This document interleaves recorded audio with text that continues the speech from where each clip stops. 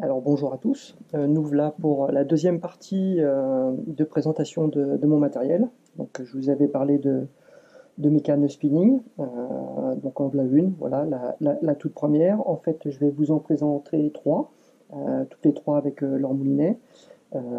Simplement je les ai un petit peu ordonnancées, donc je vais commencer par ma canne ultralight, puis ensuite on passera sur une cam médium et medium light, et ensuite on passera sur une gamme un petit peu plus puissante. Donc la première canne, la voici, hein, donc là il s'agit de la Strito Air UL 1982. Alors 1982, le 2 qui signifie qu'elle est en deux sections, et le 198 qui signifie qu'elle est d'un mètre 98, on va dire 2 mètres. Petite particularité, c'est une canne qui est fabriquée en technologie nanocarbone. De quoi s'agit-il? Bon, il s'agit tout simplement d'un carbone sur lequel on a évité la résine époxyde, et on a comblé, on va dire, toutes les aspérités qu'il y avait dans les fibres du carbone par de la poudre de carbone. Ce qui permet d'avoir un blanc vraiment très très fin, hein. C'est une canne qui est vraiment très très fine, donc qui est en deux morceaux. Voilà. C'est une canne qui a une petite particularité, ben, c'est qu'elle pèse rien, puisque cette canne pèse 54 grammes. Voilà. Autant vous dire qu'on n'a absolument rien dans la main.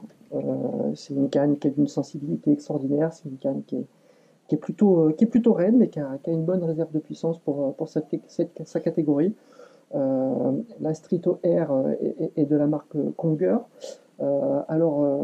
C'est une canne minimaliste, hein, c'est une canne comme je les aime. Avec cette canne, on n'a absolument rien dans les mains. Un porte-moulinet Fuji Skeleton, un tout petit pommeau à l'arrière en EVA, un EVA qui est plutôt costaud, quelques bagues de finition de couleur dorée. Voilà, c'est le strict minimum pour une canne. Tout est dans la sensibilité de la canne, tout est dans le poids de la canne. Des anneaux, alors qui ne sont pas de la marque Fuji, de mémoire ceux-là, mais qui sont des anneaux ultra légers, compatibles avec la tresse. Ce sont des anneaux céramiques. Voilà, c'est vraiment une très très jolie canne. C'est une canne aujourd'hui que vous trouvez sur le site Conger, tout simplement, aux alentours des 300 euros. Voilà. Un tout petit, je sais pas comment on appelle ça, un petit support pour appât, là, ici, juste ici, un petit clip appât, vraiment tout petit. Bon, ça, je m'en sers pour de la pêche à gratter sur de la perche avec des leurres minuscules, 1 gramme, 2 grammes, 3 grammes. Cette canne, elle supporte de 1 gramme à 10 grammes. Hein, donc, enfin, je pense, je vais vérifier. Hop, une canne qui est une de 10 grammes. Voilà. Mais on balance 1 gramme sans absolument aucun problème avec cette canne. Que vous dire de plus? Alors, le combo, le moulinet que j'y mets dessus, c'est un moulinet d'Ewa. Voilà, c'est un petit moulinet d'Ewa, c'est un Silver Creek en 2004 H. Voilà, c'est un super petit moulinet, hein, qui va parfaitement dessus. Alors, il a peut-être un petit défaut, ce petit moulinet, hormis toutes les qualités qu'il a. Eh bien, c'est que il pèse son poids. Il fait un petit peu plus de 200 grammes, ce qui fait qu'on le sent en main. Mais par contre, ça équilibre plutôt pas trop mal la canne. Vous voyez, c'est plutôt pas trop mal au niveau de l'équilibrage. Et puis voilà, c'est un moulin qui est absolument formidable. C'est une des toutes dernières générations de chez Dewa, même s'il y en a eu des plus récents depuis. Il est maxi LED, donc ça veut dire que le bâti intérieur contient une huile, une graisse qui permet l'étanchéité au sel, au sable, à l'eau complète du moulinet. C'est une huile qui est magnétique, qui plus est, donc qui va retenir toutes les particules de métaux qui peuvent se dégager des engrenages. On a l'anti-retour. Voilà, il a un son formidable au niveau du pick-up, j'adore. Voilà, ça fait partie des choses importantes pour moi. C'est un moulinet que j'ai équipé, donc je vous le rappelle, il est en taille 2000, que j'ai équipé de 120 mètres de tresse dessus. De mémoire, c'est de la Varivas en 6 centièmes. Ça suffit très largement pour ce type de combo. Voilà. Et j'en ai mis 120 mètres de mémoire. 120 ou 130 mètres en 6 centièmes. Voilà, c'est un super petit moulin, ça tourne vraiment tout seul, c'est une véritable horloge. Voilà, alors la deuxième canne que j'ai à vous présenter, vous remarquerez à chaque fois que je vous présente une canne, comme je viens de le faire sur la Conger, je vous présente sa livrée, hein. Donc la Conger était fournie avec un étui rigide et un étui souple en feutrine, de façon à bien la protéger, hein. C'est une canne qui supporterait absolument pas les chocs au regard de la finesse de son blanc. Je vais vous présenter ma deuxième canne. Donc il s'agit d'une Gator.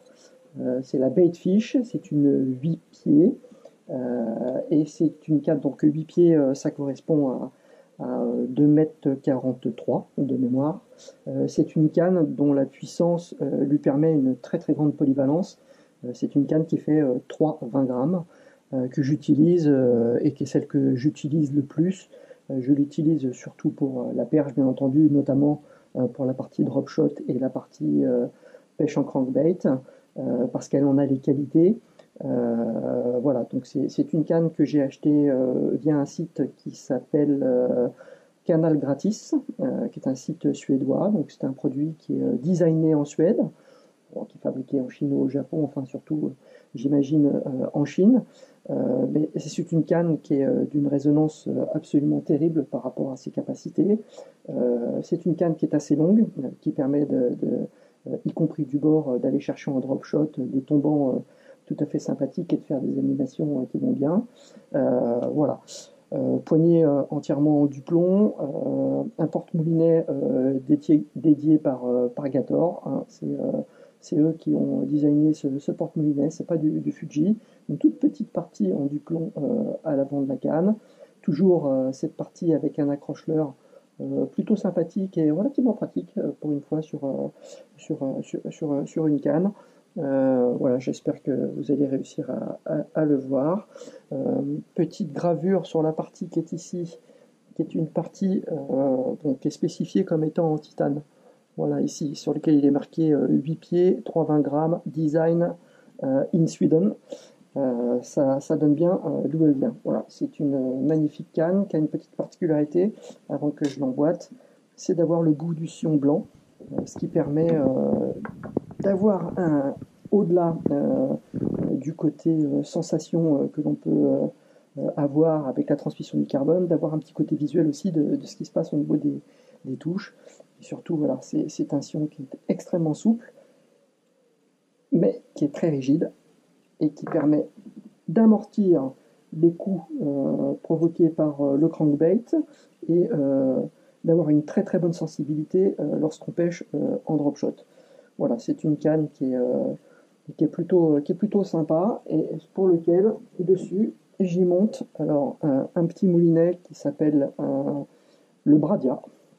Alors, c'est peut-être quelque chose que vous ne connaissez pas. C'est un moulinet qui a été dédié et commercialisé plutôt au Japon et aux États-Unis. Il n'était pas spécialement dédié à l'Europe. C'est un petit moulinet, c'est un moulinet en taille 1500. Voilà. Et moi, ce qui m'a intéressé sur ce petit moulinet, hormis le fait qu'il soit entièrement bâti en acier, bobine en aluminium, c'est qu'ici, il y soit indiqué, et pour moi, c'est gage de qualité Made in Japan. C'est gage de qualité, notamment quant au roulement. Et le fait est que ce moulinet, c'est une Rolls-Royce. Voilà, c'est du haut de gamme de chez Daiwa. C'est un moulinet que j'ai été équipé avec une tresse. Alors vous allez être surpris, c'est une tresse Decathlon. Surpris, je ne sais pas d'ailleurs, mais c'est une tresse Decathlon en 8 centièmes sur lesquels j'ai réussi à mettre 120 mètres de 8 centièmes dessus. Et c'est passé sans aucun problème. Voilà, c'est une tresse que je vais récupérer d'un ancien moulinet, mais qui me donne tout à fait satisfaction encore. Donc il n'y avait pas de raison que je m'en sépare. Un petit entier-tour. Alors celui-ci, il n'est pas maxi LED, hein, c'est un moulinet qui a 6 roulements à billes, plus un roulement à cage. Voilà, c'est un moulinet, vraiment, c'est du sérieux. Hein. J'adore, moi, les bruits des pick-up, hein, ça m'en fout, moi. Hein, c'est vraiment la preuve qu'on est à la pêche. Voilà, c'est vraiment ça tourne tout seul, c'est un moulin fantastique. Alors pourquoi un taille 1500? Parce que je trouve qu'on a tendance à surévaluer la dimension des brochets sur nos cannes. Et vous voyez, le plus gros moulinet que j'ai, c'est un 2500. Celui-là, c'est un 1500. Et regardez, voilà, pour l'équilibrage de la canne, il est absolument parfait. En plus, ce qui est pas moche, hein, c'est qu'il se marie plutôt bien en termes de couleur euh, avec la canne. Voilà, ça fait mon petit combo qui va bien pour aller pêcher la perche. Alors, pour le troisième et dernier combo que je vais vous présenter, c'est ma canne en spinning qui est la canne la plus puissante. Je vais pas trop vous parler du moulinet parce que le moulinet, en fait, c'est ni plus ni moins que la référence sur le marché encore aujourd'hui, le Stradic CI4 Plus en 2500, AG, Agir, donc celui qui ramène jusqu'à 75 cm ou 74 cm par tour de manivelle. Voilà, c'est un moulinet qui est sérieux, un moulinet qui est léger, qui fait 170 grammes. C'est aussi mon plus gros moulinet en spinning et je pense que c'est pas la peine de s'étendre sur le sujet parce que bon voilà, c'est un moulinet qui est on ne peut plus réputé. Mais par contre, je vais vous montrer une petite particularité de la canne et c'est pour ça que je l'ai laissé dans sa housse. C'est qu'en fait, c'est une housse qui est plutôt bien foutue puisque c'est une housse qui permet de conserver le moulinet sur la canne. Voilà, donc on va la déballer ensemble. Bon, vous avez bien compris que c'est court, hein, mais vous allez voir, c'est pas si court que ça. C'est tout simplement une XLNT3, donc c'est la version en 10-40 grammes, et c'est la version en 4 sections, qui est appelée chez eux communément le modèle Roadrunner. Voilà, hop. Donc première chose, eh ben, ça me permet, vous voyez, de ranger avec le talon mon moulinet dans la housse, et moi je trouve ça très agréable parce que ça me permet de transporter le tout sur le côté de mon sac et de pouvoir emmener une canne un peu plus puissante quand je vais à la perche, au cas où je vois une grosse chasse de brochets ou au cas où je rate plusieurs brochets les uns derrière les autres au drop shot. Ça me permet d'avoir quelque chose qui va me permettre qui va me permettre de pêcher le brochet très rapidement, juste en l'ayant sur moi, sans avoir à me le trimballer et à me le coltiner et à le poser à chaque fois que je vais relancer à la perche. Donc voilà la première pièce qui correspond au talon. Alors un talon relativement simple, voilà, du plomb, talon du plomb aussi, avec une petite terminaison en liège. Bon, c'est rien d'extraordinaire. Si le logo Savagir, moi je le trouve plutôt vraiment très sympa. La couleur ici, en fait, on s'en rend pas bien compte à la caméra, mais c'est un vert anglais du plus bel effet. Je trouve que ça lui va très bien à la canne. Alors, pour le montage, le plus compliqué, c'est de rester aligné. Voilà. Alors ça, c'est petit défaut, moi je trouve, de la canne. Chez Savage, vous auriez été suffisamment gentil. Vous nous auriez mis des petits points de repère pour qu'on puisse aligner la canne correctement tout de suite. Bon, là, il faut voilà, essayer de les aligner si possible. Donc, un spigot qui rentre à l'intérieur de la poignée pour le premier élément. Ce même élément est équipé d'un spigot qui permet de faire rentrer le troisième, pardon, et le quatrième est un manchement inversé. Voilà. Ce qui permet de, à mon sens, conserver beaucoup plus de sensibilité sur la pointe. Alors, vous allez me dire, sensibilité sur une canne en 4 sections, mon petit bonhomme, tu repasseras. Ce à quoi je vais vous répondre, oui, certainement que par rapport à une 2 sections ou un monobrin, il y a moins de sensibilité, mais bon, c'est une canne qui fait 10-40 grammes et qui est dédiée plutôt à la pêche du brochet, et croyez-moi, une touche au brochet avec cette canne-là, et moi je l'utilise que comme ça. De toute façon, même si elle était encore moins sensible qu'elle ne l'est, vous le sentiriez le poisson, il n'y a aucun problème. Mais le fait est que sa sensibilité, elle est vraiment très bonne. Bien sûr, quand on pêche le brochet, il arrive de faire du bass, il arrive de faire des perches, et croyez-moi, une tape de perche là-dessus, vous la sentez parfaitement bien, parfaitement bien. Donc je crois qu'il faut arrêter de se prendre la tête avec une section, deux sections, trois sections, quatre sections, sensibilité, dégradé, etc., etc. Oui, certainement que c'est un petit peu dégradé, mais alors c'est très largement suffisant. Franchement, voilà, ce sont des cannes qui vous permettent d'avoir un encombrement minimum. Ce sont des cannes que vous pouvez emmener partout avec vous. Voilà, une fois qu'elle est rangée dans sa housse, je la mets le long du sac à dos et puis on n'en parle plus. Voilà. Bon, après, il y a eu des vidéos de faites sur cette canne, hein. Donc c'est une 2,13 m, 10-40 grammes en 4 sections, donc c'est une 7 pieds. C'est une canne en carbone Toray, donc un carbone japonais qui est de très très bonne facture. Voilà, alors je ne connais pas son tonnage, je pense que c'est un 30 tonnes ou un 26 ou un 24 tonnes, mais voilà, c'est très largement suffisant pour ce que je lui demande de faire, et ça me permet de lancer, pour moi en tous les cas, ce que j'appelle moi mes big bait, hein, c'est-à-dire des leurres de 35 grammes maximum. Je sais que c'est pas du big bait pour certains, mais voilà, un Mac Draft de chez Megabass, avec ça c'est top nickel, ça passe sans souci. Voilà, le moulinet, pour en revenir 2 secondes à lui, il est spoilé en tresse Spider, en 10 centièmes, une tresse rouge, qui à mon sens est la tresse la plus discrète que l'on puisse trouver. Donc vous savez que le rouge est la couleur qui disparaît le plus vite dans l'eau. Hein, c'est assez surprenant, mais c'est comme ça.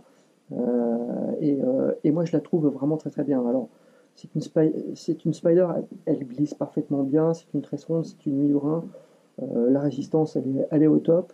Alors, voilà, c'est très largement suffisant. C'est du 10 centièmes, alors vous allez vous dire, on pêcher du 10 centièmes, pêcher avec du 10 centièmes le brochet. Bon oui, il n'y a pas de souci, on peut pêcher brochet avec du 10 centièmes. Elle en a déjà sorti pas mal et elle en sortira encore. Voilà. Et franchement, j'ai jamais cassé sur une tresse sur un poisson. Sur un poisson, je n'ai jamais cassé sur une tresse. Ça pourrait arriver, c'est tout le mal que je me souhaite, mais ça n'est jamais arrivé. Voilà, je vous ai fait le tour de mes 3 cannes spinning. Voilà, si vous souhaitez que j'aille plus loin dans les explications, n'hésitez pas à me poser des questions, j'y répondrai avec plaisir. Je ferai une deuxième série de vidéos concernant les cannes avec mes cannes casting, qui là sont des cannes qui sont peut-être un petit peu plus haut de gamme que celle-ci, que j'utilise tout autant, mais pour des raisons différentes, mais qui couvrent quand même ma pêche. Vous verrez, il y a deux, trois petites belles cannes à voir. Allez, à très bientôt.